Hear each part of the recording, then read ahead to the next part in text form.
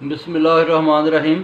अच्छा जी, कुरान मजीद में आगे हज़रत ईसा का बयान है और ये है दूसरा सपारा 15वां रकू, बयान मरियम तीसरा सपारा 11वां रकू के जब इमरान की जो है ना बीवी ने ये मन्नत मानी कि जो भी बच्चा पैदा होगा तो उसको अल्लाह की नज़र हम करेंगे, उसको अल्लाह के वास्ते दे देंगे। तीसरा सपारा 12वां रकू। उसके बाद क्या हुआ कि कहते हैं कि मुनकरों पर अल्लाह ताला ने हज़रत ईसा से वादा किया कि जो लोग दुनिया में जो मुनकर हो जाएंगे, जिनका दीन ईमान ठीक नहीं रहेगा, तो तेरी कौम जो है ना वो मैं उनको उन मुनकरों के ऊपर मुसल्लत कर दूंगा।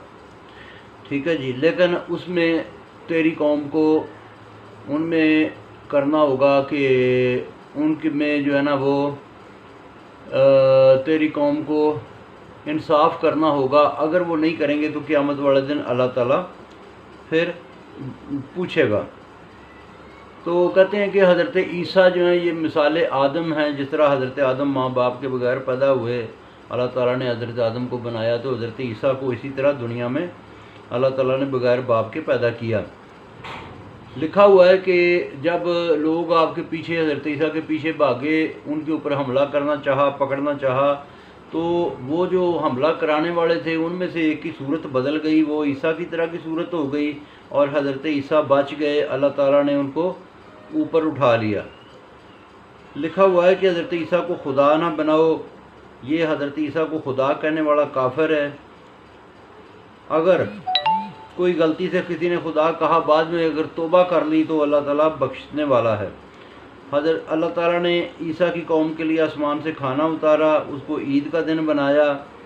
हज़रत मरियम जो थी वो ये बापर्दा खातून थी और इंतहाई नेक, इन्होंने अपनी शहवत को कंट्रोल की रखा और अल्लाह ताला को ये पसंद आया कि उनको शहवत कंट्रोल करना पसंद आया। शहवत काबू पर अल्लाह ताला ने रूह फूंक दी और अल्लाह ताला ने फरमाया कि ये रहबानियत का जो कॉन्सेप्ट ईसाइयों में पाया जाता है कि जी तुम शादी ना करो और अकेले ही रहो, इससे अल्लाह ताला ने मना किया। हर चीज़ का रेफरेंस है और किसी भी चीज़ का अगर कोई रेफरेंस पूछना चाहे तो पूछ सकते हैं।